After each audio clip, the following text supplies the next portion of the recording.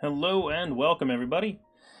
Welcome to DevChatter. It is Monday, July 23rd, and we are back for another episode of our Learn to Code series here. For anyone who was here in the first couple of episodes, welcome back. For anyone who is new, welcome. I would like to let you know that you are invited to join us and code along the entire time. I put some instructions for what you'll want to have set up at the beginning of this stream.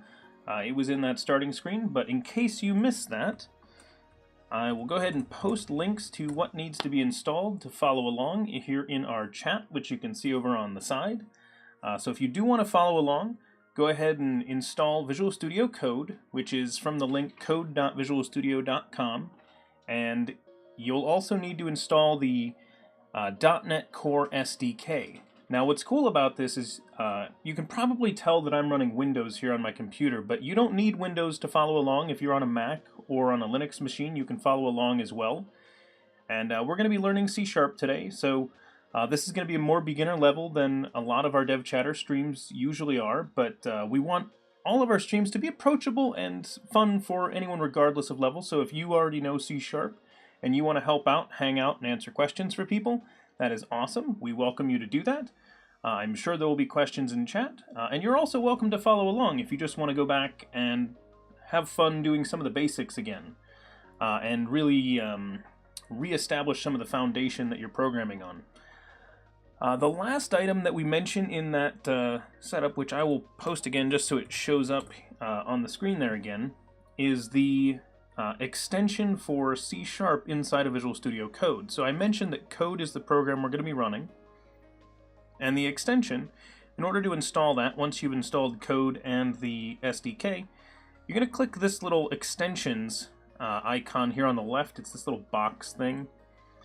And then once that's open, notice that it dropped down this list here above me of suggested things. So I've got my installed list here, and it has some recommendations. All you need to do is click in the search box and type in C and then sharp, and it's going to show up with the C# extension. I already have it installed. It's this first one here, but if you don't, go ahead and install that.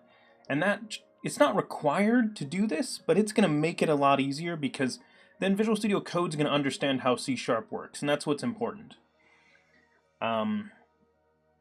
Okay, so let's go ahead and clear that since I don't actually need to install extensions right now. And click on that top icon there to get back to a file explorer view, which isn't going to be totally necessary in this, but it'll be nice to have.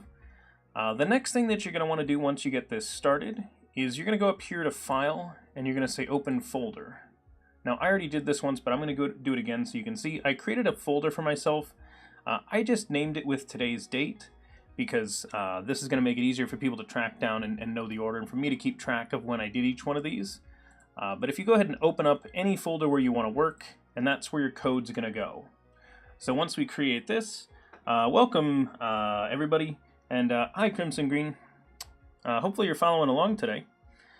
The next thing that we want to do is get ourselves a command window. So in order to do that, we're going to click up here on View, and we're going to go down to Integrated Terminal. And then that's going to bring up this terminal window. Now, I don't want to scare away the newer programmers. We do this just for a small amount of things, and it's actually where our program's going to run. So in order to do this, we just type in .NET, and this is actually how we're going to check and make sure that it's installed. And welcome, Cypher. Thanks for following. And when you run .NET, that command right there, .NET, you should see that it came back with something and not an error message. Now it doesn't matter too much what this is, but then in addition you could do say .NET and then say --info, like I did right there, and it will bring up this information. So you should see something like this. Yours isn't going to be filled with as many different versions because I've installed a lot of versions of the .NET Core tools, but you should see something coming back. And as long as you get that and you're running it in Visual Studio Code like this, then you're set and ready to program with us. So the thing I want to show you, first off, and I mentioned this in previous ones, is when I type in .NET like this, .NET, it comes back and it suggests things to me. So notice it says usage, .NET options, .NET path to application. So it's trying to help me. It sees, oh, you didn't type the correct command, so it tries to help. So what I can do is I can say .NET and then say -h, which it lists here as the help command. And when I do that, it actually shows up with all the different commands that I could give to it. So I want to use this new command right here because I want to start a new project. So that's what we're going to do today. We're going to say new. But when I type in .NET new, it's still not going to like it because I haven't provided everything. But watch what happens when I do this. It's going to give me a nice error message. Okay, so it comes back and it says, hey, you need to tell me the rest of this. So it shows me some examples, .NET new MVC or .NET new XUnit and other things like that. The one we want, we're going to do another console application. So this will be our third console application project. And don't worry, we're going to switch to some GUI eventually, but once I do that, we either have to do web or we can't be as helpful to the Linux and Mac people. So we're going to start here. We're going to stick around on console app because that's an easy way to learn to program because we're more worried about the code then and not necessarily the UI. So it's a good starting point. So it says the short name for this is console. So what we're going to do is we're going to say, if you hit the up key, it'll bring up that same command we just typed, like this. And then I can just hit space and add in the word console. So .NET new console. And this will create a console application. So if you look on the left, you'll see here above my head that it is creating these new files for me. It created a project file and it created a program. We haven't talked yet about this file, but most of our time we've spent inside of this program file. I'm going to ignore that for now because I don't want to talk about it yet. So if I type in .NET build down here, that's actually the command that says take this code, build it such that the computer can understand the code. Once it's built, it actually goes and creates some files, and I'll show you those. It actually creates this set of files inside of the debug folder here. And it creates this DLL file. So that is basically a fancy way of saying that's one of the that's a file that humans aren't going to read, the computer's going to read this one. So that's all that is. Okay, let's go ahead and run it. So when we run the code inside of Visual Studio Code, it's also going to build it.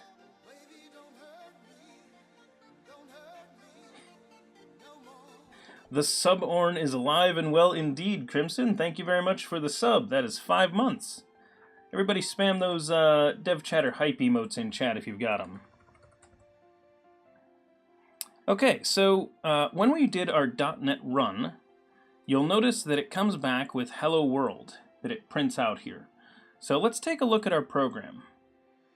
Okay, so in our program, it has a bunch of stuff that we haven't really talked about yet, but we do know that this code here, console.writeline hello world, will print out a message to the screen. So that's what wrote this hello world message. So we've seen this before. So I could change this to say hello DevChatter, save the file, and then come down here and run it again. And when I do this, it now says hello DevChatter. So there we go. We've gotten our program to actually do something now. We've made a modification. In the past, we've covered things like if statements, while loops, for loops. We've covered a lot of that different stuff. And if you want to see how to do those, you can check out some of our earlier videos, which are here in the videos section on Twitch, or if you're on YouTube, you could find those there as well. We'll have a playlist, obviously, for them. And it'll be linked somewhere on that. Okay, so today we want to do an interesting program.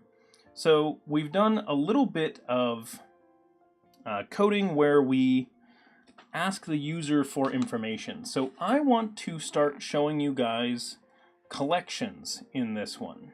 So we're going to look at a couple of different types of collections, and we are going to store this data as we go along and do things with it. So let's go ahead and take a look at that for starters.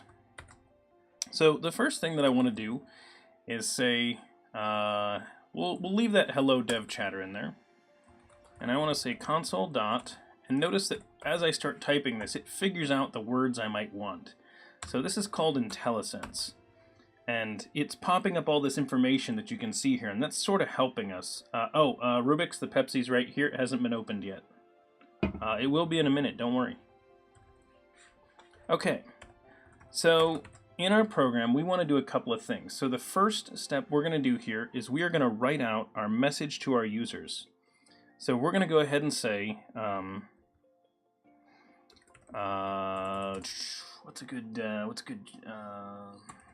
please specify a number. So we're going to say, please specify a number, and we're going to do a console.readline. Now, if you've seen this before, this is what actually allows the user to tell us some value. So they get to tell us what they want us to do. So we're going to say string, and we'll say user input. So we declare a variable, a string, user input, and we're going to store the value that they give us in that.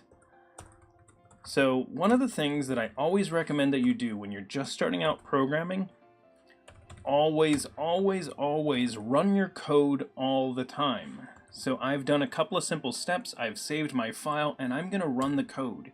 Now the reason I run the code again is because I want to see it working. I want to make sure I didn't make any mistakes, I didn't type anything wrong, and that if I did, I can very easily fix it. And I know where my problem is because I only wrote like 3 lines. So it's one of those that got messed up. So now if I type in a number, I hit enter, you'll see that it printed out my number. So this is the one I typed, and then the second one here is the one that it printed out. And that's how that works. So that gets us a number. Now that really was a string, and we talked about types a little bit. We didn't discuss it that much, but we did mention that a string is like characters. So it's like words. So this is a string of information. You'll see it can have more than one value. It could have letters. So we asked the user to give us a number, but if we run this again, you'll see that we could type in any value we want. And again, because it's a string, that's accepted, and it's just keeping track of the characters. So yeah, exactly. Please specify a number. Okay, so we did that, and that works great. The next thing that we want to do is we really want to treat this like an integer. Now, we talked a little bit about safe ways of handling these types of values. So what I'm going to do is this. I want to make sure that we have an int. So integer, of course, if you're not a native English speaker or your language doesn't use that term, you might not know. An integer just means that it's going to be a whole number. So all the major programming languages are written in English, so if English is not your first language, you will pick up a lot of extra English along the way, to say the least. Okay, so I'm going to do int.parse. And when I do int.parse, what it's going to do, it is going to take that string and convert it into an integer. So I need to change the type of this value, and I want to change this as well, and I'm going to call this int from user. Okay, so I changed my variable name to int from user. Now when I do this, we're going to watch and see what's going to happen, and I'm going to show you guys a new cool thing when we run this. So first off, I'm going to run this code. It's going to work basically the same way, and now when I put in my number, it comes back with a number. So that worked exactly the way we expected. But now watch what happens when I specify a word. So I'm going to say something else. Boom, and we just get this big exception. So this is called an exception. We talked a little bit about them because we have seen them in our show before. And this is called a format exception. Welcome, Zion. Thanks for following. In a programming language, there are all kinds of different exceptions that can happen. This is when you're in some kind of an exceptional case. So this means that something went wrong. Welcome, everybody. Yes, not Zane. Yeah, some programming languages are a little crazier than others. Okay, so what we can read about this. So the programming language is telling us all kinds of great information when we get these errors. The first thing we've got is it tells us that there was an unhandled exception. So that means that I, the programmer, did not do anything about it. Rubik's, we actually used try-parse in the previous one and showed that. So we can do that today, but there's something else I want to show specifically today. So if you want to see how to use the try-parse, which is what Rubik's is mentioning in chat, that's another way to do this. And we did cover those in episodes 1 and 2 of our Learn to Code series. So if you check out the videos, you can check those out as well. Okay, so what I want to do is this. I want to show you the try and catch. So if I type in the word try and hit tab, it spits this thing out. So I'm going to show you that again just so you can see it. I'm going to type in the word try, and you'll notice it's got a few options. I want to choose this one. And the reason I want to choose it is you'll notice it says try catch C#. So the extension that I told you all to install, the C# extension, that gives us some extra little what are called snippets. And it'll show you here what it looks like, and this is the snippet we want. You can usually tell which one we want because it'll be labeled with C#. If I mouse over the other one, you'll see that it doesn't say C# on it. So we want this, and while we're on it, we're going to hit the tab key. And when we hit that, it will automatically expand this out for us. So now what I can do is I can come down, I'm going to click on the number 23, which will highlight that entire line. I'm going to Control X to cut it, and come up here, click on line on number 15, and I'm going to hit Control V to paste it. And then I'm going to tab just to fix the structure here, because this is this line of code runs inside of this block. So we talked a little bit before about curly braces. Just know that everything inside of this is sort of together. So we space it over once to get that. Okay, so the next thing I want to point out is this said system.format exception. So I want to copy this. Since I know that this is the type of exception we're going to be catching, I think I can get that copied out of there. So I'm going to highlight it, hit Control-C a bunch to try and get that copied, and I can paste it over this. So I've changed this to system.format exception. And then down here, I could say something like console.writeLine, and I want to say that wasn't a number. Okay, so now I type that in, and do I want to rethrow? We're not going to, and I'm not really going to explain rethrowing just yet either. Actually, we'll leave off the return. And what I want to do is this. I'm going to put this console WriteLine up here. So I moved it as well, and they're both inside of this try block, and then we have the catch block down here. So at this point, I want to change this to be a little clearer. So I'm going to use string interpolation that we talked about in a previous episode. Basically, when you write this string, you put a $ before it. And by doing that, we can actually insert the values of our variables into this string. It's very powerful. So what we're going to say is the number you chose is, and these curly braces are what actually makes this work. I can now say int from user, and I'm going to get rid of the $ to show you what happens if you make a mistake. So I'm going to save this.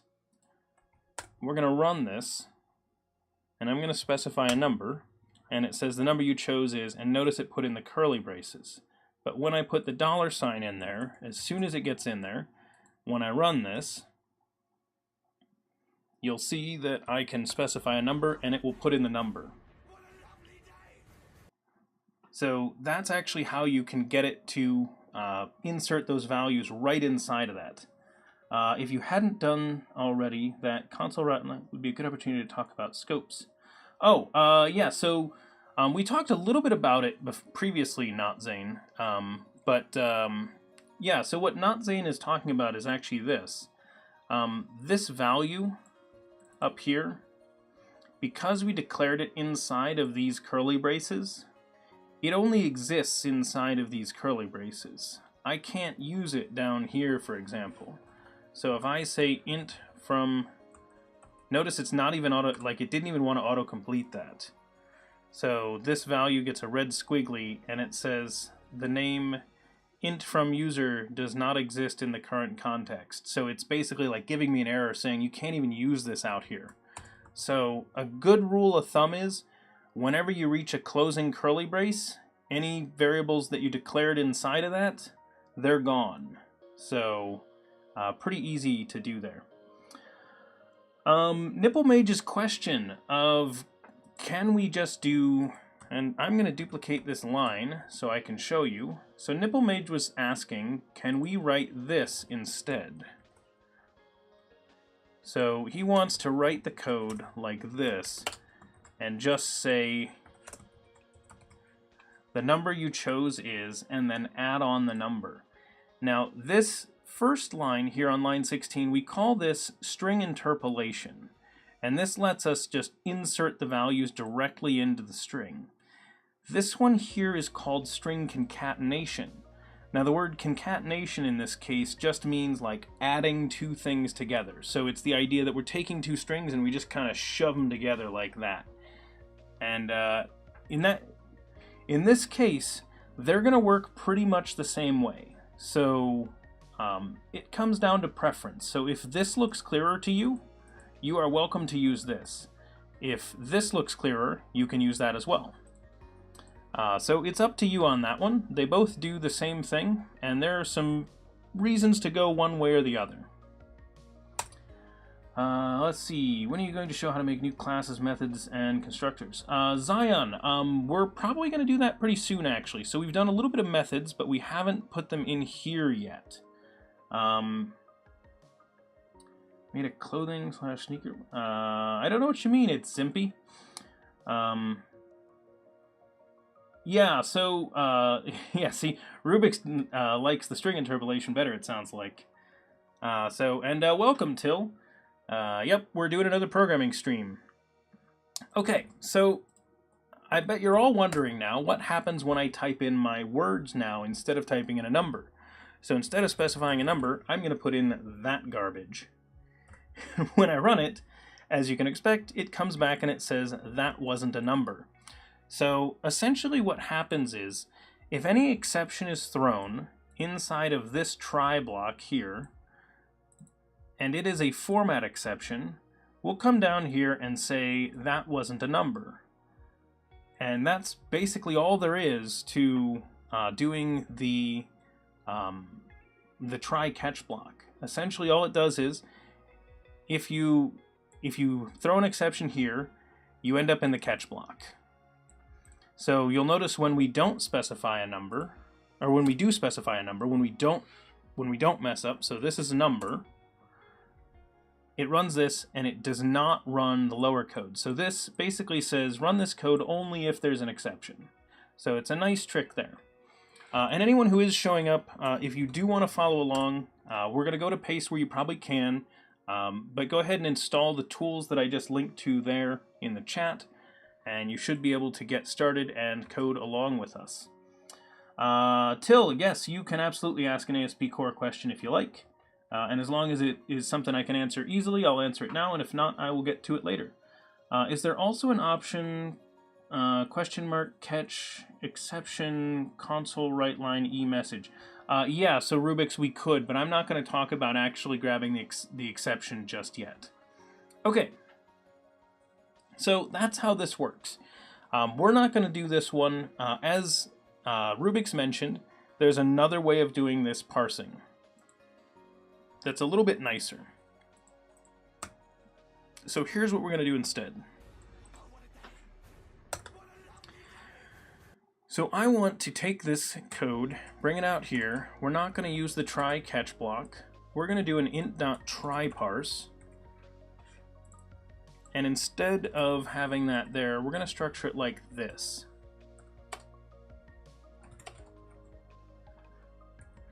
Okay, so I did an int.try-parse, and then my console read line's in here. Now, I'm usually okay with doing this, but this might look a little weird for all of you, so I'm going to change how we do this. we're going to make this raw input again, and I'm going to make string raw input equals this, because I think this is a little clearer, especially for a newer programmer. So we're going to read in the value, put it in this string. We're going to take this string, and we're immediately going to parse it.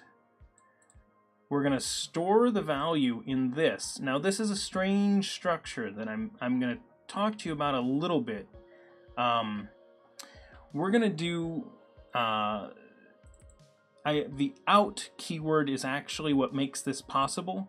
Basically, I'm declaring a variable for this method to give back here, because the actual result that we get from calling this method, now remember, every time we call a method, and these are methods, you can tell because they have these parentheses here, this open and close, they return back the result, and we can then assign it to stuff. So I'm going to make bool succeeded equals that. So succeeded here is my variable. So I just want to do this to kind of highlight how this is working.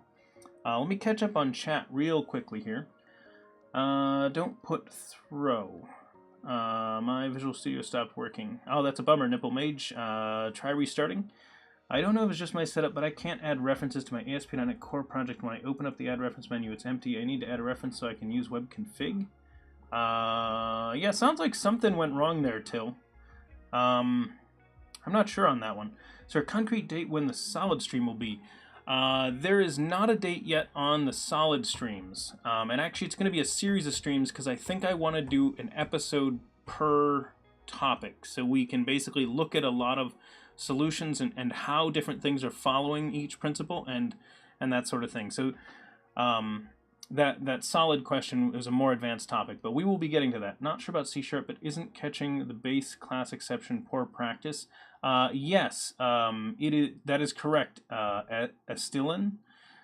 Catching the base class exception is poor practice. That's why we were catching the format exception here. But catching an exception in general is a good last-ditch effort.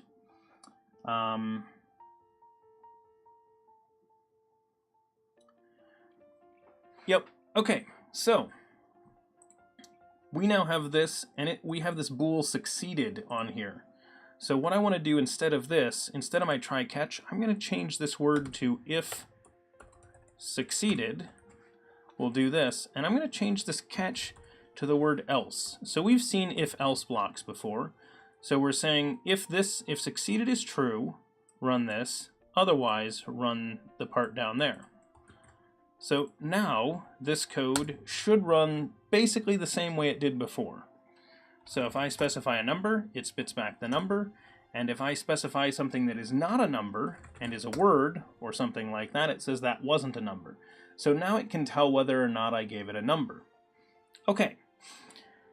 So we have talked before about the idea of a method. I'm going to make a new method here, and I want to say static int get integer from user. And this is going to be my new method. So I said get integer from user. For now, I'm going to just have it throw a new not implemented exception. So this is a really long way of saying this method's not done. So when it runs, just throw an exception. That's not code you keep in place, but it's there.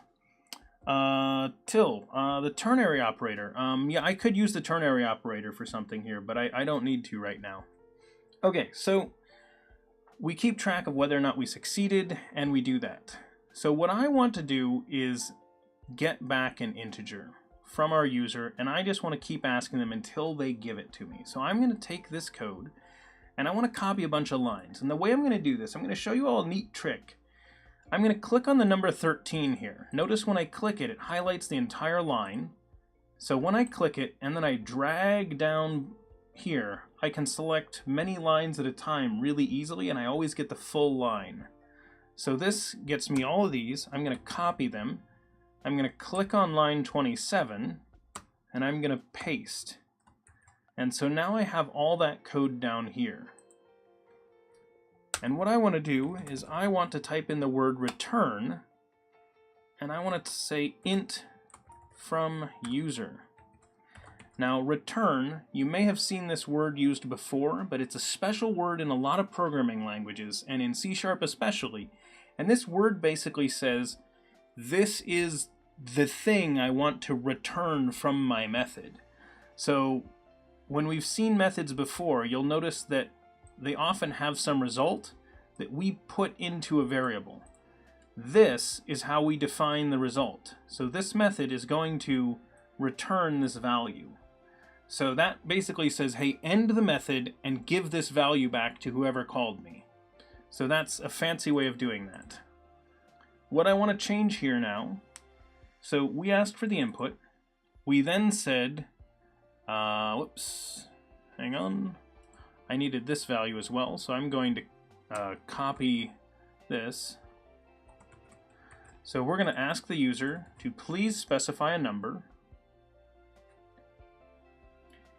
And then what we want to do is we're going to accept what they type and check to see whether or not it actually is what we wanted. So we're going to do one thing that we've seen once before. We're going to do a do-while loop, because this is actually the case for them. So type in the word do, hit down again so that we get the one again that says C#, and we're going to hit tab. Now a do-while loop is special. We talked previously about the while loop, and that one keeps running until its value is false. So that's this value here. But the do-while loop does that same thing, but it runs once no matter what. So the first, even if we did while false, this loop would run the first time. So that's actually what's neat about the do-while loop. Now the reason we say that is because I want to put, please specify a number up here. So it's going to call that no matter what. But if the user types in a bad value, it's going to ask them again. So I'm going to take this as well and move it into our do-while loop. So now we're actually getting the value up here. I'm going to take this as well, move it up here,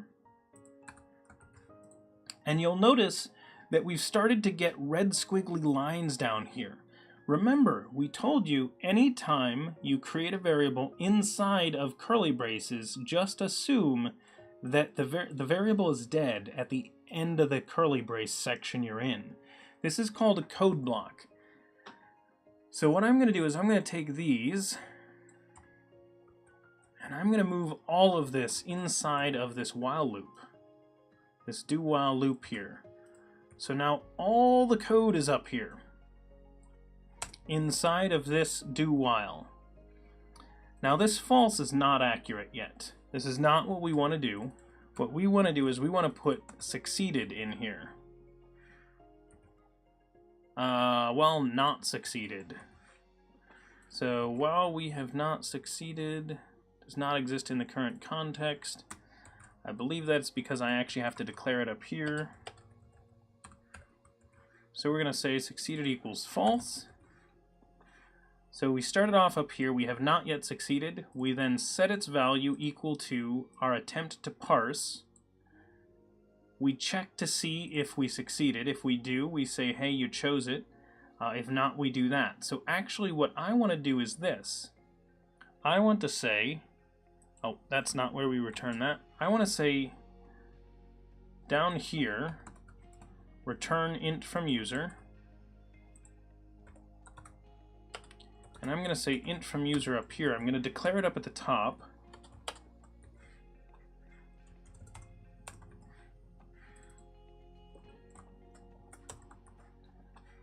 Okay. So I have this whole method on the screen, and I'm going to explain what it does. Sorry about typing so much there. The first thing we do is we create this Boolean value, and we say succeeded equals false. The next thing we do is we declare an integer from user. Now the reason we do this is because we talked about how if we declare the variables inside these curly braces, they only live inside these curly braces. And you'll notice this while is outside of the curly braces. So succeeded needs to be used outside. So we declare it before the do while loop. The integer from user right here, the same thing applies. We want to use it outside of the while loop. So in order to do that, we have to declare it before the do while loop. The next change that I did was right here. We wanted to make this not specify. It needs to not say int anymore, because before we declared the variable right here, but now we just want to use it. But we still keep the word out. That's actually what says that this value can get set by the method. Okay, the next thing I want to do is this. I want to change this to be, if it's not succeeded, that's when we want to say that they messed up and didn't give us a number. So I'm going to just tab that over to the correct spot, like so. And now this one, we're going to get rid of. So our method got a lot simpler. Basically what we're going to do is we're going to say please specify a number. If they give us something that wasn't a number, we'll say that wasn't a number, and we'll continue through the loop. So let's go ahead and try this.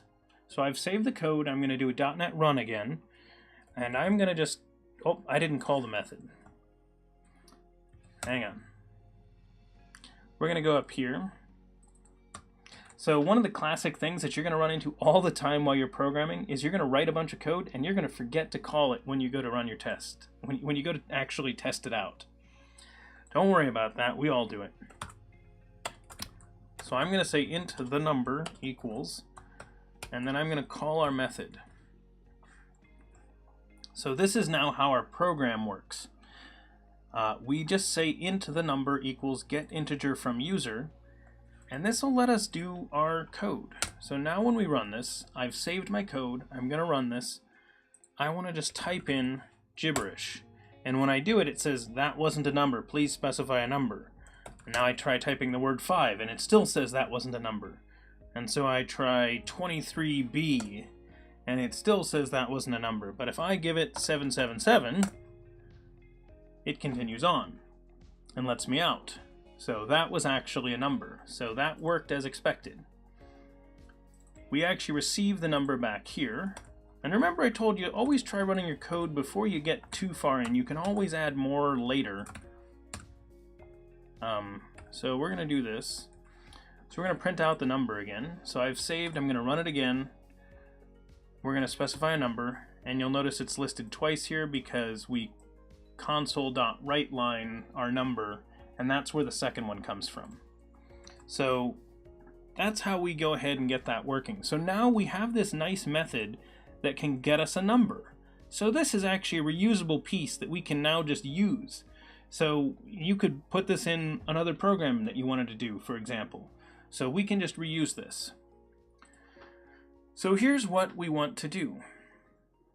This is we want to start to learn about something called parameters in our methods. So this value here, please specify a number. That's kind of useless, to say the least. So I want to pull this out because that doesn't really tell anybody why they're giving us that number. And I'm going to put it up here. So notice when I put it up here, this looks kind of like the way WriteLine works. Notice how inside our parentheses, I'm passing in this value. So this is called a parameter to our method. This string is the argument that we pass. If we want to use it here, what we do is we say string, and I'm going to just call this string a message. Now notice that this is just like our other variable declarations that we've done before. We put in a type, and we put in a name for our variable. And this one is actually one that we're allowed to pass in now. So from out here, we pass in this string, and we get it here. So we can now use this string in our console write line, and I can actually just use the word message down there. Till, yes. Funny enough, I've actually had an F# programmer on as a guest on the stream, and I have been planning on doing F# at some point. So when I put in words, it complains. When I put in numbers, it lets me through. But you'll notice it used this now. So I'm going to change this methods. I'm going to say how many numbers should we add? So that's our new question.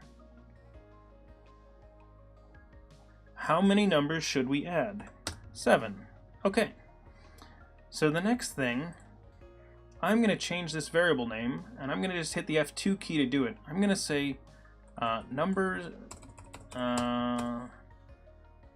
count of numbers to add. Now notice my variable name's kinda long. I made it long because I want it to be clear. I want everybody to know what it is. A lot of beginner programmers are taught to use like single letter variables and things like that. That's the wrong way to go. Write a big long name that when you read it you're like, oh, that's the count of the numbers to add. Okay, I get it. So there is another type of loop that we've learned about called a for loop. So I'm going to type in the word for, and I'm actually going to hit tab here. And I'm going to type correctly and not have my hand shifted. And we're going to get count of numbers to add. So this loop should loop that many times now. Can you see the code again? Yeah, sure thing, Rubik's.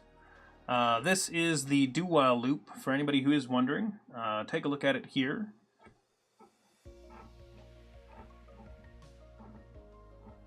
Yep, pay very careful attention to these. I don't know how much I mentioned it, but this reverses it. I will give you an example of that real quickly here. If I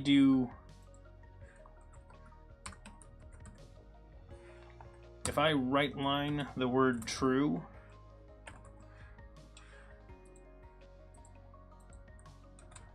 actually, I'm just going to put this at the top of the code here, just to give you all an example so you can see this running. So this is true, not true, true equals true, true equals false,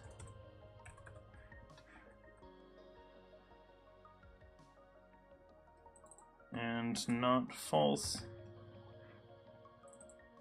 false equals false, and then false equals true.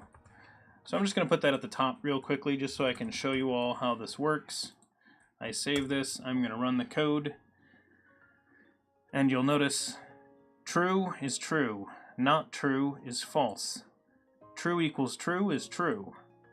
True equals false is not true, so that's false. Not false is true.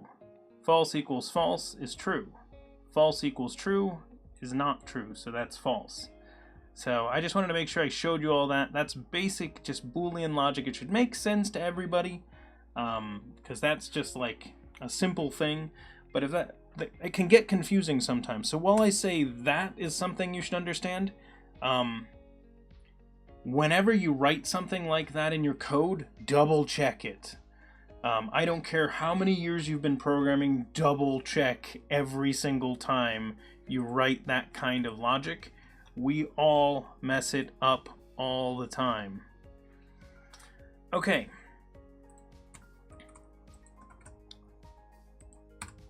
Alright, so here's what I want to do. I want to get this number of integers. So we've asked how many times, and we're going to ask for this many integers. Alright, I need number that.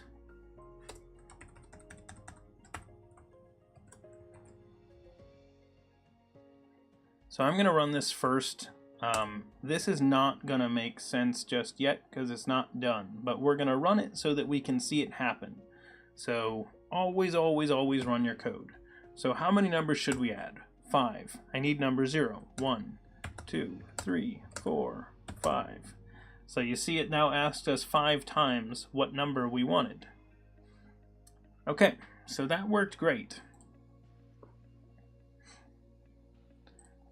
We need to do something with these values. So we are going to create a list of numbers. So type in the word list with a capital L, and then you're going to hit the less than sign. You're going to type in the word int, then the greater than sign. Once you've done this, I want you to hold the control key and hit the dot key. The reason I say to do this at this exact point in your code, anytime you finish declaring a type like this or something like that, and you just have a red squiggly, hold the control key and hit the dot key. And it's going to pop down this little menu here. It's kind of small on your screen, so I apologize about that. But you want to click on this Using System Collections Generic. And when I do that, it adds this line up at the top. Now I could have just typed this myself, so I could just type that in there and it would work as well. But once I do that, I'm now able to use lists. So I'm going to call this list of numbers equals. Now I want to say new, and I want to say list of int. So that's actually how we speak this. So programmers need ways of talking about their code, and one of the things that we do here is we call this a list of integers. So whenever you see this the two angle brackets like that, we say of. So that's saying like it's a list of this type. So if we want a list of numbers, this is how we declare a list of numbers in C#. So this list of numbers has some methods of its own. And these are the methods that it has. So when I hit the dot key, it shows me all the methods. And one of those, that first one right there, looks kind of useful. It has add on it. So we're going to actually add in the number that we get back from this. So we looked at we've seen list before in a previous episode, but we're going to add it in like this, and now we have our list. So down here, we can say for each, and remember, take the one that has C# on the end there, because that's the one that's going to work nicely for us. We're going to say int number in list of numbers, and it'll tab complete for me when it highlights the IntelliSense guess that it's making for me. And what I can do is I can say console.writeLine number. So that number gets declared as with each value. Every time we go through this loop, the next value from that list goes into this variable, and we can use it to print it out like this. So if you've been following along, you can go ahead and just type .NET run, and then just say how many numbers should we add. We're going to say, let's go easy, we're going to say 3. So first number is going to be 1, second number is going to be 7, the next number is going to be 4. So it printed out 174 when we ran this code. So that means that it stored those in our list for us, so we can actually use those. Now I'm going to show you first the basics for how we can add these together. So let's go ahead and make a method to add our numbers. So the first thing we could do is we could say make a new variable. We could say int sum equals 0, and we could say sum plus equals number. Now remember, we talked about plus equals operator before, but I'll re-explain it in a second. First off, I'm going to write the code to print out our sum here at the end. So I'm going to say the sum is sum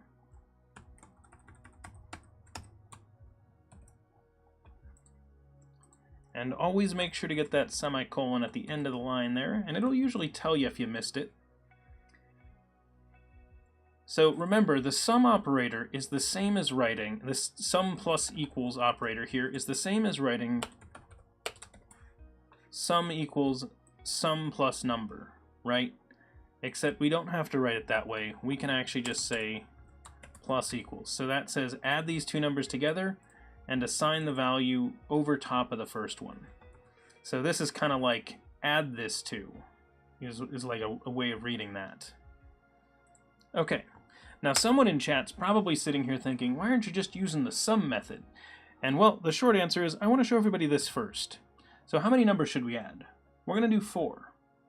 So let's go ahead and say 4 numbers, 9, 7, 8, and 9. And the sum of those numbers is apparently 33. I'm going to go ahead and believe it, because that sounds about right to me. So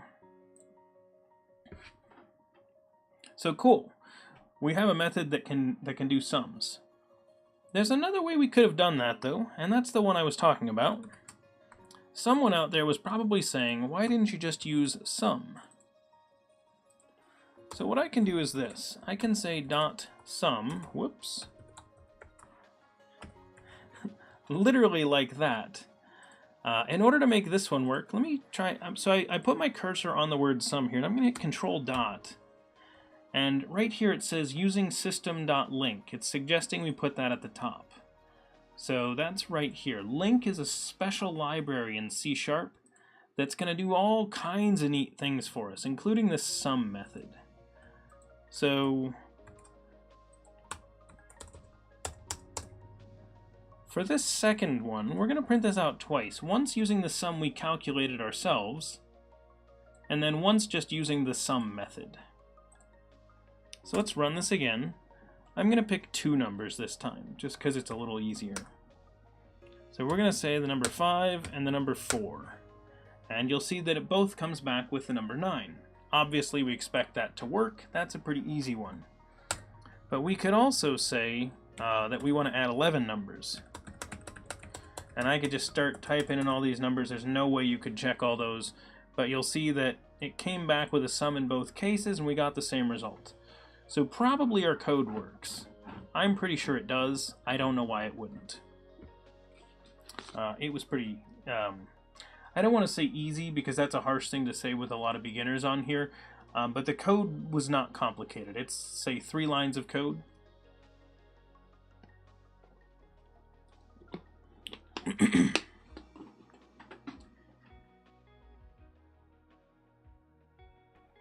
And hang on while I try to breathe water on stream. Man breathes water on programming stream.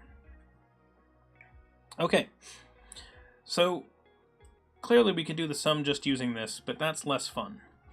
Okay, so we can add numbers together. Neat. Cool. That's so fun. But let's do something a little more interesting. So far we did the sum. But I'm going to leave our calculation of the sum here. Because we wrote it, it's not that difficult. We could actually put it in a method if we wanted to, which maybe we will in a minute. But instead of doing that sum, I want to calculate something else. I want to say the average is... There we go. This one's a little more complicated.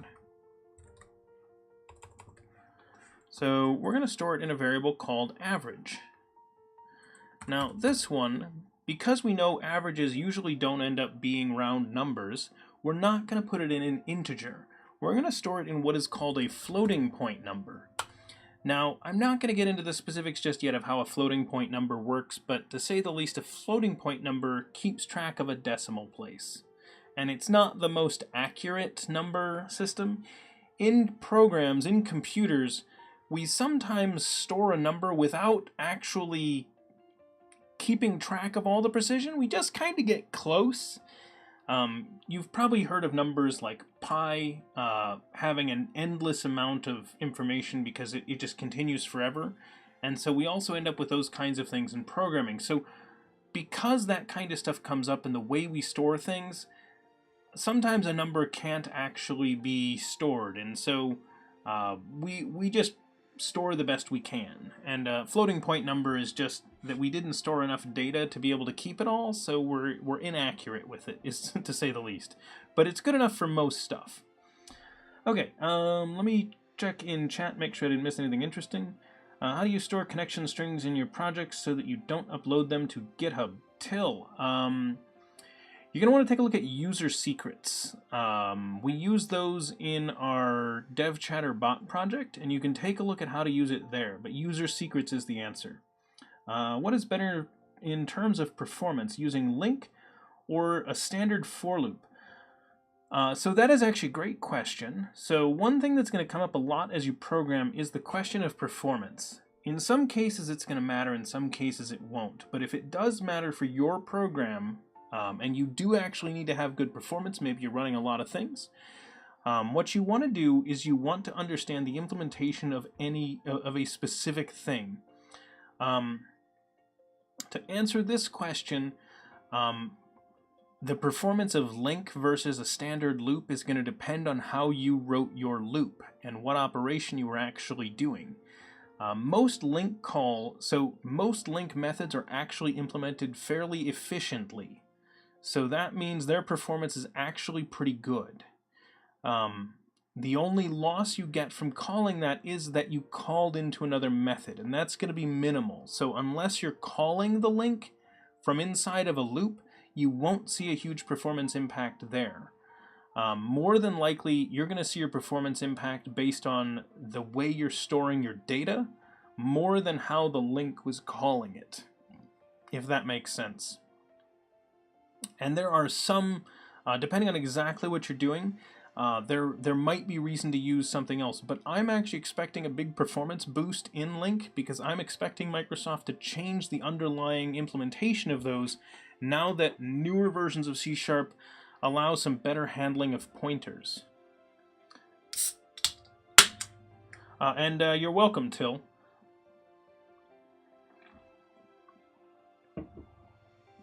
Yeah, user secrets is a very powerful thing. Okay, so we have this floating point number. I'm going to call it average. We're going to set this equal to sum divided by our, what did I call it? Count of numbers to add. Count of numbers to add. Okay, so this is not going to work, and I will show you why, but I want to show you this first because you need to see how it doesn't work. Okay. Did I save that? I did. Okay, so check this out, it's neat. What's going to be an average that's going to be... Okay, let's add two numbers. The average of 4 and 5 should be 4.5, right? So the sum is 9. 9 divided by 2 should be 4.5. So that's how it messed up. Now this is actually the important thing that I wanted to show you. This is really neat. So I told you this is a floating point number, so it has decimals. So you might be wondering, why didn't we get a decimal? And the reason is that this calculation right here takes place. This is the sum, which is an integer, and the count of numbers to add, which is also an integer. When we take an integer and we multiply, divide, or add another integer, we do what is called integer math in programming. And this is going to be true in a lot of programming languages. When it does this, it ignores any decimal places that it ends up with because we're doing integer math, and integers can't store decimals. So that's why it doesn't even include them. So it does that calculation, and then it stores that integer in our floating point number.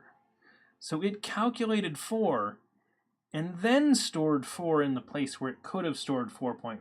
So that's like a major bummer here that it doesn't work that way. But we have an easy way around that. This is actually something called casting. So what I can do is I can, inside of parentheses, whoops, type the word float like this. So when I do this, it says float, and it does count of numbers to add, and it basically takes this number and it turns that into a floating point number. So essentially, count of numbers to add would have become 2.0. So then what happens is, when we try to do math on that, it also changes this. So I could cast both numbers as floating point numbers, and it will do the whole operation that way. But it was going to do that anyway, because as soon as one is a floating point number, it is forced to convert them both into floating point numbers so that it can do the calculation. And then when it completes, it'll store it. So let's go ahead and try this. How many numbers should we add? 2. We're going to add the number 4 and the number 5, and we get 4.5. Hooray! Woohoo! Okay, so what that means is that all of our values in our variables are getting treated differently based on the types that they have. So it's important to keep track of that. That's why our programming language, we talk so much about the type. So I mentioned very carefully that this was an integer, and that the value that we read in that the user gives us is a string, and that these values are floating point numbers. Now that's actually just something that as you keep programming, you're just going to learn, you're going to pick up, it's going to make so much sense, and it's going to be easy to work with. So, but until you get to that point, until you've been working with it, this is confusing, and it's difficult. So don't worry about that. Just kind of go with it, and if you get stumbled by it, just play around with it and just try to make it work. You will get better at it. Don't you worry. We all make those mistakes at the beginning, and it gets easier in time. Okay, so we've found the average of our numbers. Now you'll remember there was a sum method, but I want to show you this also. As you can probably guess, because we showed it before, average. You ready to laugh? So we wrote this code to do the average. As it turns out, that LINQ library that we included also has an average method. So let's run this again. We'll say 3 numbers, and 3, 3, and 4. So notice the sum is 10, the average is 3.3, the average is 3.3. So there's another cool thing going on here that I want to show you. Notice, you'll remember I told you that these floating point numbers that we're storing it in are inaccurate. So clearly we know that the actual resulting value is a repeating 3 forever. It's 3.3333333333333 going on forever. Our number system that we're using in our computer obviously can't store that, so it just records as much as we told it to. So I told this to store a floating point number. If I had instead called it a double is actually a floating point number, but it's a floating point number that's twice as big, so it can store twice as much information. So that's actually why the second one was longer. In most instances, you know whether or not you're going to need a lot of precision or not. The difference between 3.33 and then 3.3333333, like, it's not a big difference. So notice now that we used a double, they come back with the same result. So it's kind of cool. It's not obvious that the number system on a computer can't store that, but the idea is correct. Good point, Conrad. Okay, so I didn't really talk to you about how the computer is storing these numbers. But remember that computers are just storing everything in binary, so it's doing this. Obviously, even in our written form, we can't store this. Like, I can't type that. I mean, I can hold this key down for days and days and days. I could have terabytes on my hard drive, and I can't store the entire value. Notice how that bar just keeps getting smaller there because I keep typing. Obviously, the computer can't store that. We would need so many 3s that, the value couldn't be there. So it couldn't keep that literal whole thing going all the way, because it literally repeats to infinity forever. So, yep. And yes, Till, you are 100% correct. The reason a double is called a double is because it is a double. It is twice the size of a float. So it's just a floating point number that's twice as big. So that's why it doubled the number of decimal places that it could store. Okay, so we have averages, we have sums, we have all kinds of fun stuff, and those are actually pretty nice to work with, and they make sense. So this was just a little bit of math right here, but there's some other things we could do with it. Maybe we want to get the largest number in the set.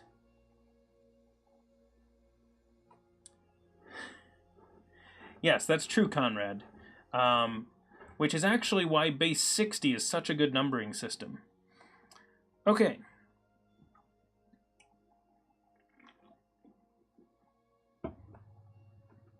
The next thing that we want to do is we want to say max. So we want to get the largest number in our set. And I'm going to say equals 0 for now. Actually, I'm going to do this, int.min value. So there's a special constant, and I can't remember if I talked about constants previously, but in a programming language, a constant is a special unchanging value that you can have in your system, and a constant in C# that exists is min value. This is the smallest possible integer that our programming language can store. And this is useful because if I set my integer equal to it, I know that any other integer I compare it to is as large or larger than this one, because this is literally the smallest value it can keep. Okay, so what I want to do is this. I want to say for each, and remember use the C# one, and hit tab to complete it. And I'm going to say int number in list of numbers. Whoops. Hang on, got a couple of questions in chat. Have you ever written your own floating point package? Till, no, I have not. How much space does I don't know. I haven't written my own floating point package. Though I have done some other things with other numbering types, more as an exercise than actually with the intention of using them. Okay, so what I want to do is I want to say if, whoops, remember, use the C# one so it tab completes for you. So I want to say if number greater than max equals number. So essentially what I want to say is if the number I'm on in this list, so I'm going to go over each number in this list, if it's larger than the current max, then we're going to set it equal to that, and we're essentially going to update the max value. Hey Seb, welcome. So let's go ahead and print this one out now. So we're going to come down here, we're going to copy that line, I'm going to paste it down here. We're going to say the largest number is max. So I'm going to save and run it again. How many numbers should we add? We're going to add 8 numbers. 2, 3, 4, 5, 6, 7, 8. Okay, so the sum of my numbers was 33. The average is 4.125, and the largest number is 6. So that's probably accurate. How many numbers should we add? 8. So yeah, 6 was the largest number I typed in. That looks good. Dr. Robotnik. That's almost Dr. Robotnik. Hey, welcome. We are doing some basic beginner programming exercises right now. So the program we're running is how to explain? It's basically it's just playing with numbers a little bit. So what we're doing, we're playing with numbers and types. So the program asks the user how many numbers they want to enter. You enter them in, and we are calculating different things about those numbers.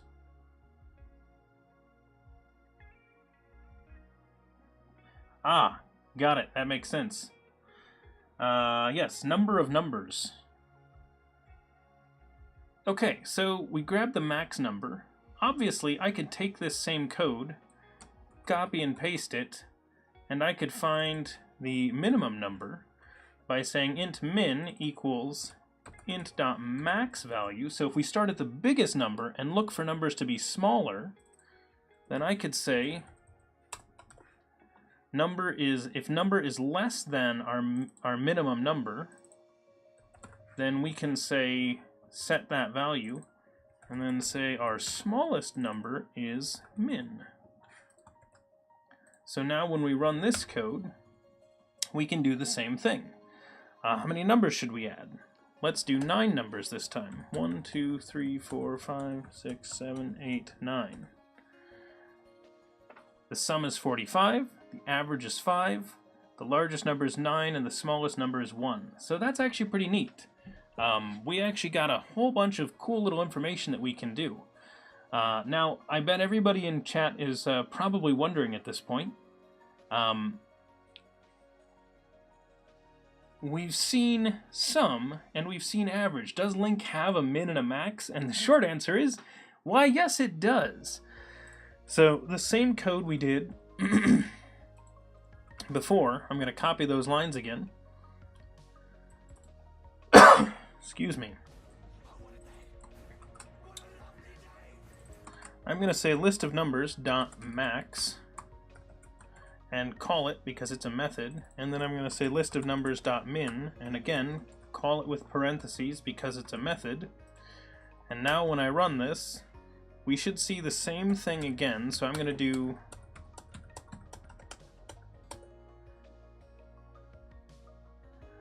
the sum is 45, the average is 5, the largest number is 9, and the smallest number is 1. And notice it did each of these twice because I was able to call the LINQ method that does the same thing. So it's kind of neat that they built in all these little helpers into the language to do this code for us.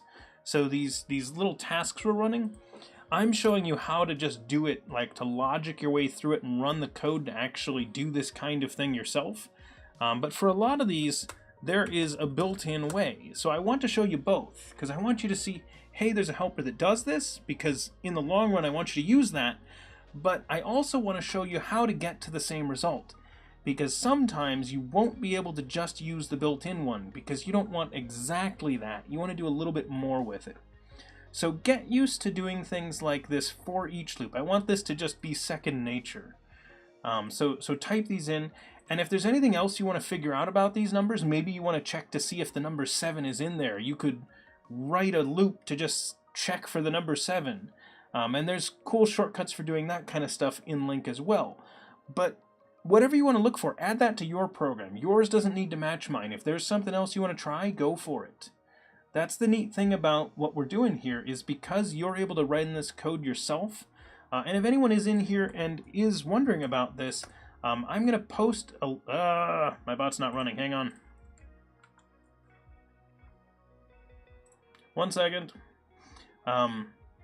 If you are interested in running any of this code, I just posted links in the chat that are for installing Visual Studio Code, which is what this program is we're running here, installing the Visual Studio, the .NET Core SDK, which is actually what's going to let you run .NET Core code, and that's actually the framework that we run our C# in.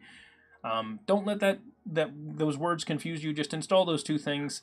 Visual Studio Code is just this text editor that we're typing in here. It's a little bit of a more powerful text editor than you're probably used to, but it does a lot of cool things to help us write our code. And then the last thing that you want to do is install the Visual Studio Code C# extension, which is right here. You just click on this little extensions button here on the left, type in C# at the top, it'll search and find it, and you install this extension. You can tell you got the right one because it's from Microsoft. So that's the one you want to install, and then once you've got it, you are all set to code along with us. And if you missed the beginning of this, or you missed our previous Learn to Code episodes, and you want to see more of those, I just posted a link to it in chat. That's actually the event that'll show you more of these, but we also have, and don't worry, we're not stopping here, guys, but I just want to get some of these links out for all of you. If you go to our videos section here on Twitch, you can actually see there is a Learn to Code in C# section right up here at the top, and these are the episodes that we did in the past on learning to code. So if you want to check these out, I will go ahead and post a link to that in chat as well. And those are videos that you can check out to see our previous episodes, where each time we're starting from scratch in Visual Studio Code, so that as many of you as possible can follow along. So, okay, so we got that working. We had this method. So notice we were able to use this method to get us our numbers and other things. So we used it a couple of times. We actually called it inside that loop that we did, which is really neat. All of these other pieces can be extracted out as helpers as well. So I want to show you a neat little thing.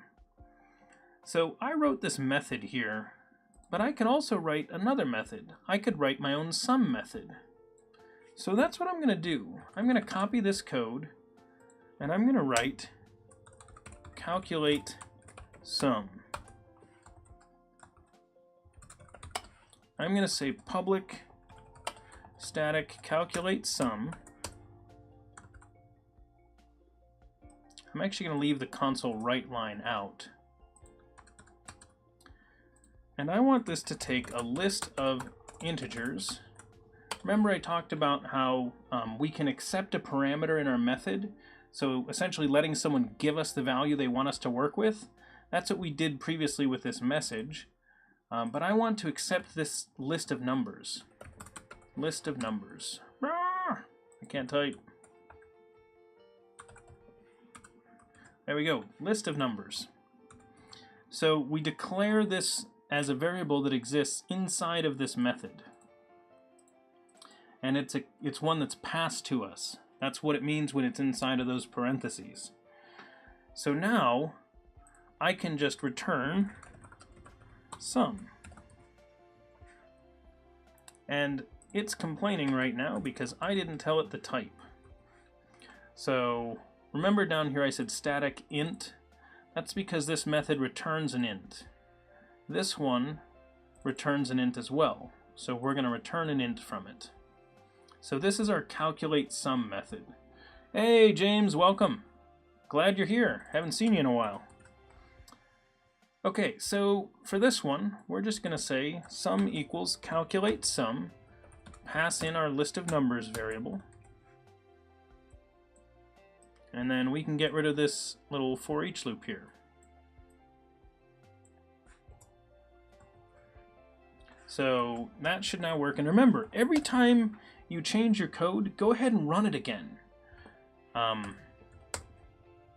So that's a good way to check and just make sure your code still works the way you think it does.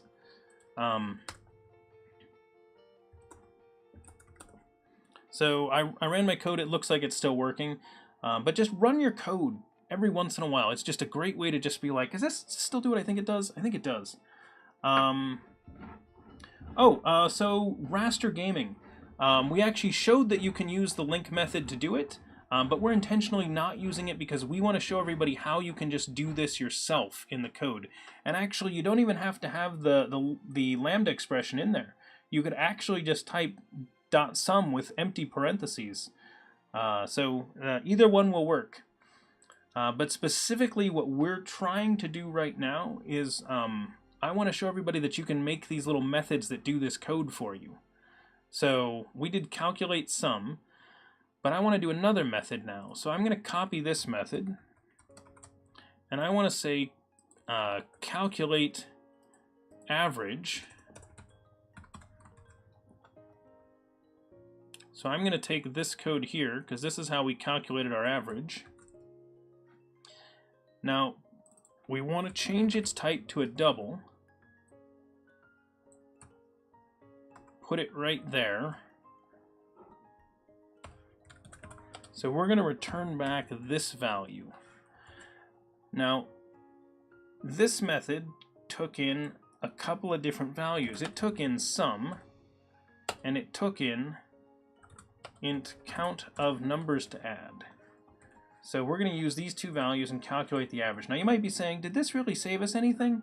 And the answer is no, not really, but it sort of hides away the logic. So when someone reads this code, they just see calculate average. And I'll show you what that's going to look like here in a second. So we're going to say average equals calculate average. We're going to pass in the sum as the first value and count of numbers to add as the second. Now, the reason I did this is just to show that you can have separate values, parameters. Realistically, if you wrote a calculate average method, you'd probably also want it to take in the list, but this is just an example where we're trying to see how these all work. So then we can obviously do the same thing for min and max and extract out methods as well. Now, why am I pulling out these methods? Well, I want to show you something we haven't done yet. Over here on the left, inside of this Explorer window here, there's this little icon for a new file. I'm going to click on that. And I want to call this new file, we're going to call it calculator.cs. And .cs is a special extension. That is actually the C# extension, so CS. And what I want to do with this is I want to make a class in here. So I'm going to type the word public, then the word class, and again, I want to choose this lower option and hit tab. And notice it put in the name and put in my curly braces for me. Now, it didn't add me a lot, but it is nice. And I want to call this calculator. Now, there's one other thing I want to do. I'm going to make that a static class. So I'm going to say public static class calculator. So don't worry too much about that keyword yet. I'm eventually going to explain what static is. But for now, just do that. Now I'm going to come over here, and I want to take these methods that we wrote that said calculate in their name. And I'm going to just click on line 47 like this to select the line and go all the way down to this. And then I'm going to cut those. So a Control X. And then I'm going to come over here and I'm going to paste them in. Now notice a couple of things. This put a red squiggly line under here. Remember, before we could use a list of integer, I had to hold Control and hit the dot key. When I do that, it says, oh, using system collections generic. So it added that to the top for me because it recognized, oh, you needed this. The next thing I want to point out that's interesting, look above my head there. See that program.cs turned red? It turned red because it knows there's an error in that file. So it's telling me, hey, there's an error. So if I scroll up a little bit, I'm going to see that error. And right here, you'll notice red squiggly lines. Calculate sum doesn't exist, nor does calculate average. That's because I moved them here to another class. So if I want to call the methods on here, so this is the cool part in C#. I have now hidden these away in another file, and I don't have to look at them here, so they're not cluttering up this code. So I can now say calculator.calculate sum and calculator.calculate average, which this code obviously is already written somewhere else, and I don't really need to rewrite it, but just for the sake of learning, it's fun to do. So while you're learning a programming language like C# or any other programming language you try to learn, don't worry about whether or not that code already exists or whether someone's already done it. Learn that the other thing exists. Like, know that it exists, but that doesn't have to stop you from just writing your own, because it's kind of fun and it helps you understand the basics of the language. Give me 1 second while I catch up on chat. Targear, C# programming newbie here. Why do structs have different sizes than it should be? So a struct with an int and a char should have 12 bytes as its size, but if I check the size programmatically, it shows 16 bytes. Conrad Roeder is correct. Padding.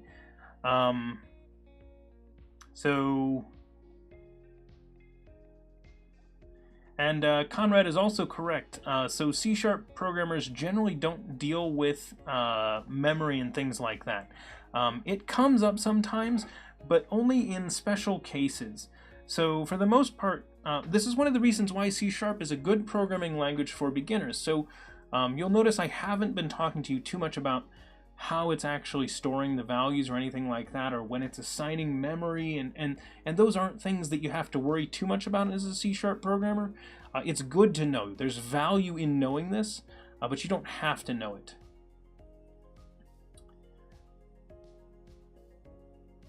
So if I have structured size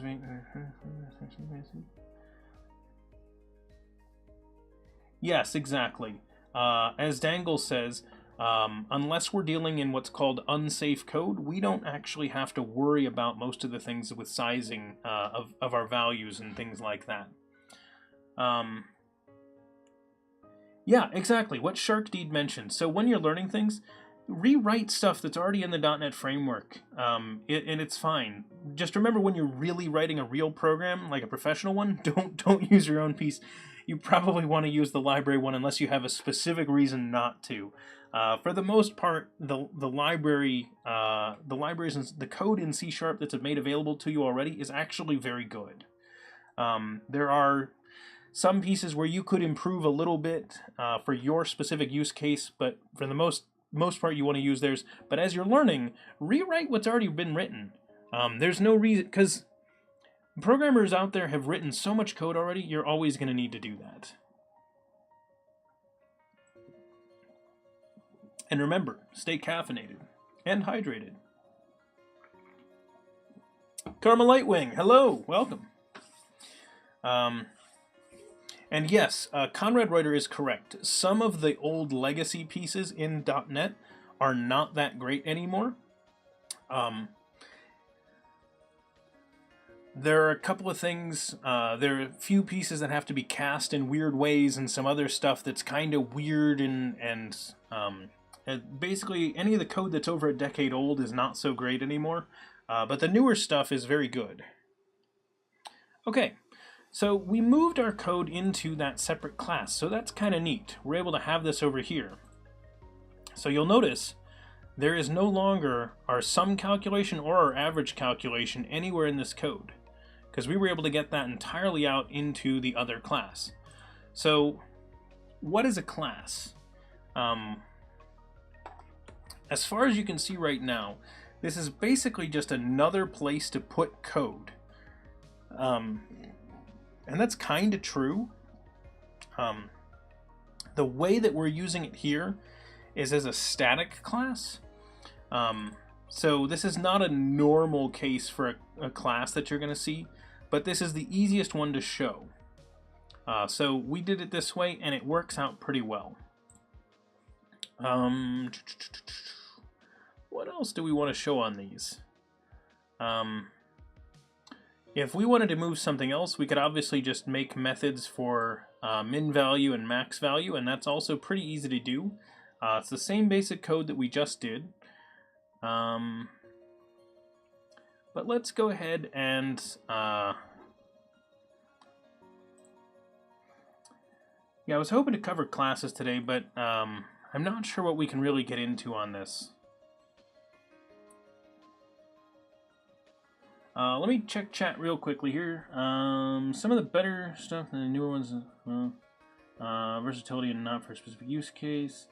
Yes, so raster. So okay, so what some people are mentioning is there are some pieces of C# that were there because it's part of the C# framework. It's built for like general use, and it's just what's a generally good way of doing this.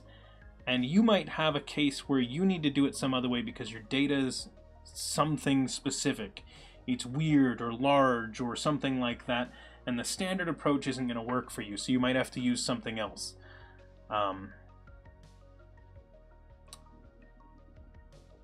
Older function. Yes, JVBSL is correct. Async and await in C# were designed to make it easy to use so that we could all use it and consume it. And a lot of us now use asynchronous code, which is a fancy way of saying doing a lot of stuff all at the same, like allowing things to happen at the same time instead of having to be one after the other after the other.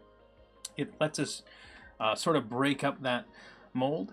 And that's actually pretty complicated code, but it's easier when we use these new structures. But as was mentioned in chat there, the older ways of doing things are sometimes faster, but they're also more confusing. So you have to sort of balance with programmers being able to understand what you're doing and being able to actually make it happen quickly, or or other forms of performance benefits.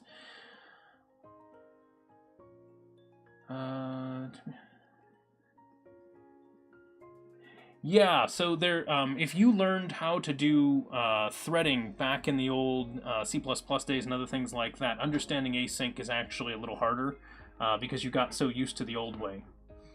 And yes, that is a very accurate description, Karma Lightwing. Asynchronous code is both great and nightmarish. So luckily, we're not going to be doing that for quite a while. I want to talk about a couple of things that we're going to be doing on future Learn to Code in C# streams. So if you are new here, first off, I want to say welcome. Thanks for showing up. I hope you're enjoying the stream. I do want to talk a little bit about what we do here. So on our stream, we actually do a lot of programming that is not designed for beginners most of the time. So most of the streams we do here on DevChatter are actually for I'll say from beginner to advanced C# programmers, but people that already know the language. And it's a way to sort of follow along and see how I build things and interact, assist, make suggestions as we program. And as you get better, as a beginner, I'm hoping that you still show up to our regular streams, because now that you understand a little bit more about C#, you should be able to follow along. In our regular streams, what I like to talk about is good practices and things like that. We build with architectures that we think are going to last a long time. So we're talking a little bit higher level, but the actual programming of the code is the same stuff that we're looking at right here. So once you understand this, those pieces should make sense. So even if you don't know what a method does that I'm calling, you're going to recognize, oh, he's calling a method. Oh, he's storing that in that variable and doing these sorts of things. And you're kind of going to pick stuff up along the way. The more advanced programmers that are in here are paying attention to something different that I'm doing. They're looking at the architecture and they're saying like, oh, how's he structuring that? Why is he calling it that way? What's the, like, and sort of things like that. So there's different levels for that you can, there's different value that you can get depending on the level that you're at. So if you do want to show up to our regular streams, you're more than welcome to. I do want to mention for everybody that's here, all the code that we do on stream, including what we do here on these Learn to Code streams, is actually out on our GitHub account. If you are a beginner, you probably don't know that GitHub is actually a place where programmers store their code. We do this for a lot of reasons. I don't actually run GitHub. I don't run Git during our Learn to Code streams because I don't want that to get in the way of learning the programming. But it is all out here, and you'll see that our previous sessions, Learn to Code, are stored out here as well, so you can see them. And this, for example, is the code that we ended our second episode with.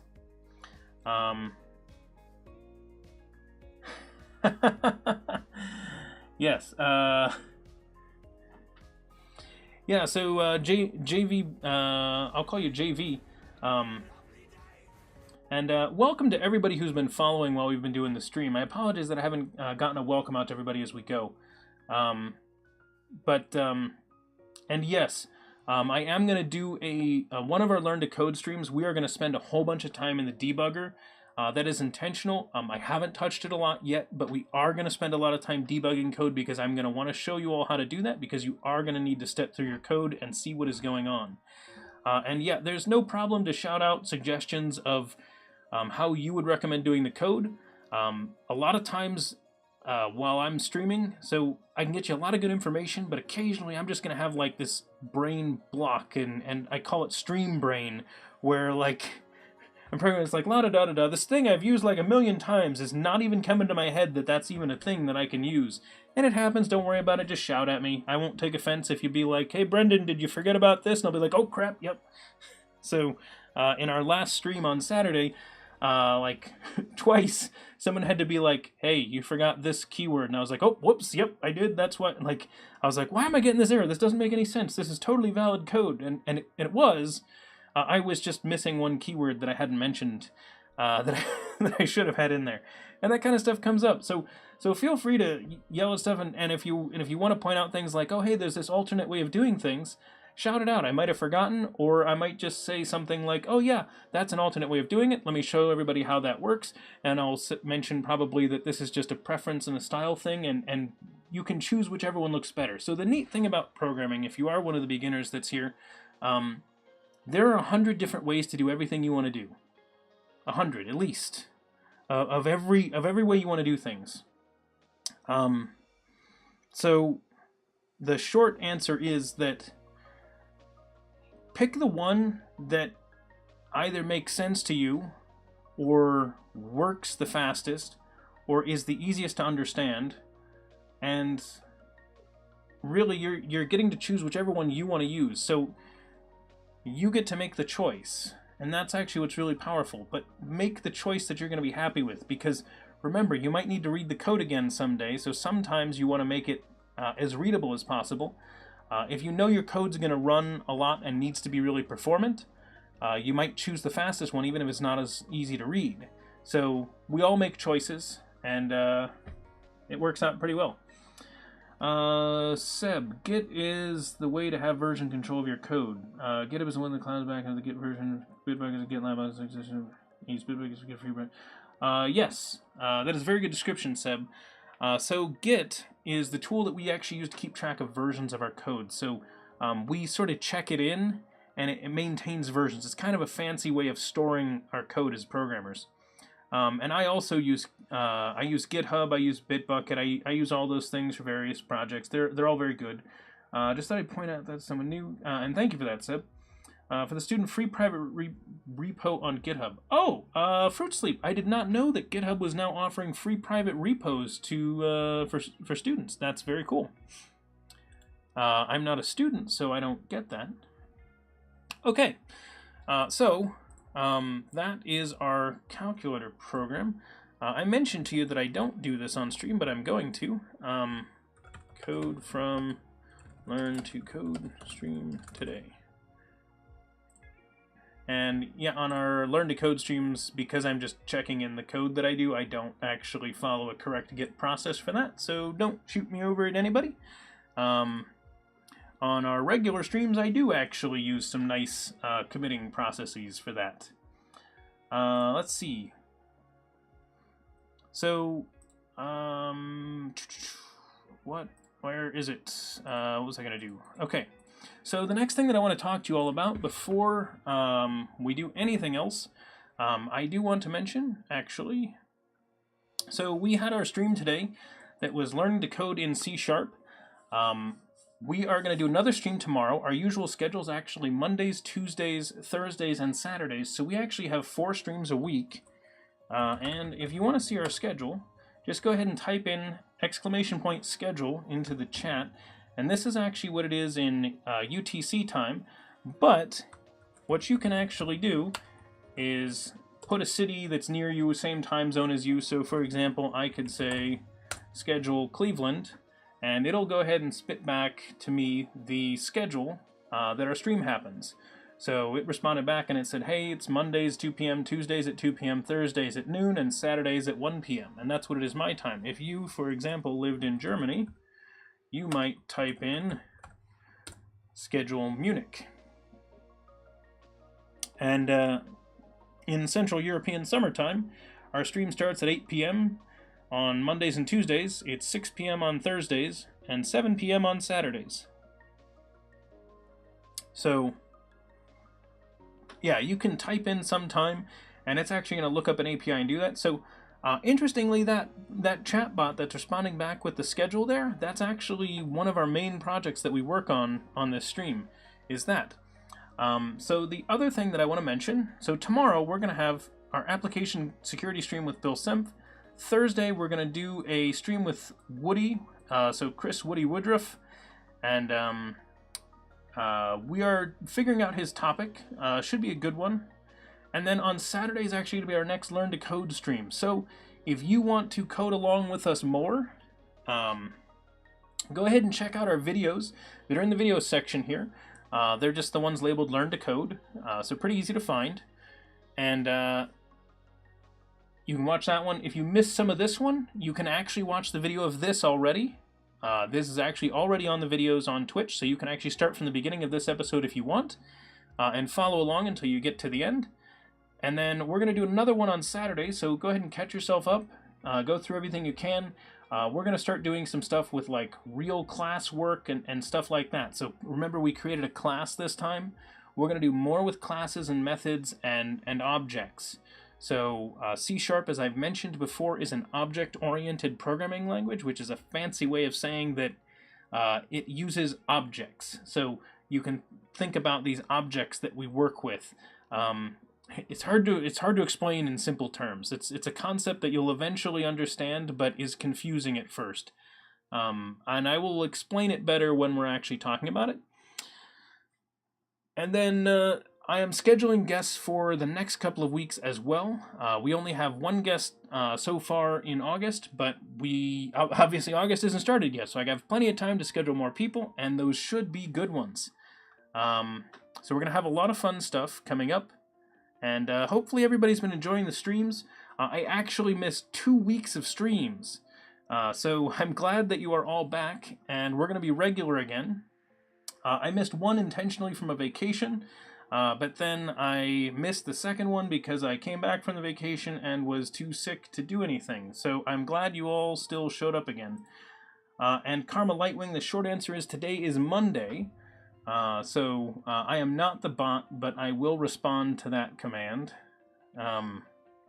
Trying to think if there's anything else. Any other questions from anybody about programming C#, about the stream, anything like that? Yeah. Google figured out a lot of stuff for us. It was good.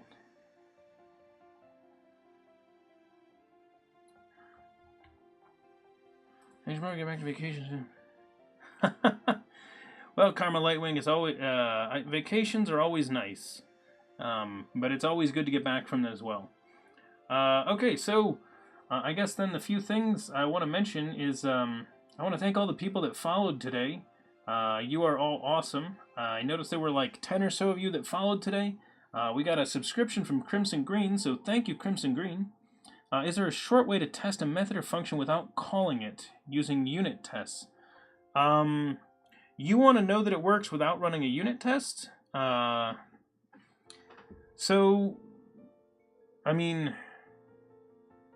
you don't want to run a unit test in order to know whether your method actually works.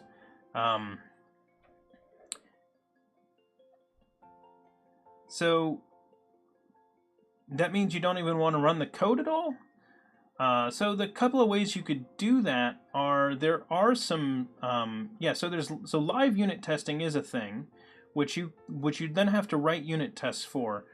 But the other way to do it is there are some tools that can run while you're debugging and give you a lot of extra information while you're running your code. So you could see a lot of the values in that.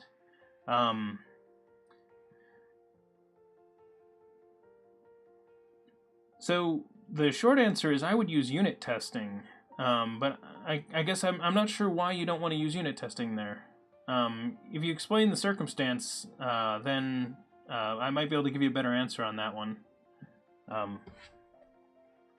So, okay.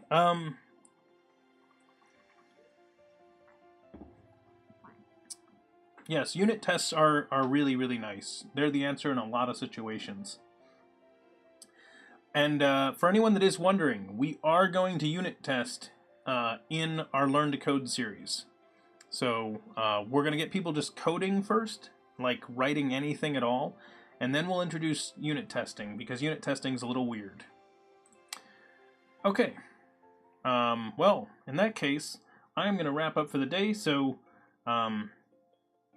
yes, exactly. Well said, Shark Deed. Unit tests can be dreadful, but they are very useful. So thank you to everybody who followed today, and thank you to everybody that's in here and has been helping out, answering questions. That has been especially useful. I want to thank our mods for showing up, helping out with stuff as well, and our subscribers for being here to help answer questions. You guys are really awesome and make the channel fun. And anyone that commented, said anything, or even if you were just watching from the background, you were just lurking around, thank you as well. And I will catch everybody in about 22 hours. We will be back. We're going to have a guest on the stream. Bill is going to go ahead and we're going to do some application security stuff with him. So we are actually going to set up a website that is very insecure. And hopefully we're going to show you some really terrible things that could happen when you don't write secure code. So that should be very fun. So we're looking forward to having Bill on the stream tomorrow. So hopefully we'll see you all back in 22 hours. And that one's actually one that should be interesting, even if you aren't an advanced programmer. If you're one of the beginners that's here, you should still enjoy that stream. So you're welcome, Seb and Till. Glad you enjoyed it. And do I have a YouTube channel? Yes, I do have a YouTube channel, Fruit Sleep. You can find our archive of videos out there, youtube.com/c/devchatter. I went ahead and linked that there as well. So what I do, Fruit Sleep, just so you know, is the videos are usually here on the video section on Twitch, and then as they expire on Twitch, I move them over to YouTube. So roughly speaking, the video's only in one place or the other at any given time. So it's in one of those two places. So our oldest stuff is on YouTube because YouTube doesn't expire the content, and our newer videos are on Twitch. So for whatever you're looking for, that's where you go ahead and find it. So if anyone is interested in chatting with any of us outside the stream, there's a chat application called Discord. I just linked to it in chat. That is the link to actually go to our Discord channel. So that's full of DevChatter people. So those of us that are interested in the channel and want to keep things up. And if you haven't yet, click the follow button to, might be a little heart icon or something like that, to get notified when we next go live, but it'll be in about 22 hours. And I am going to take off now, so have a great rest of your day, everybody. Enjoy your Monday. Hopefully it was pretty good. It's always nice when you have a good start to the week, and hopefully a little bit of programming made it a little better. So take care, everybody. Have a good one.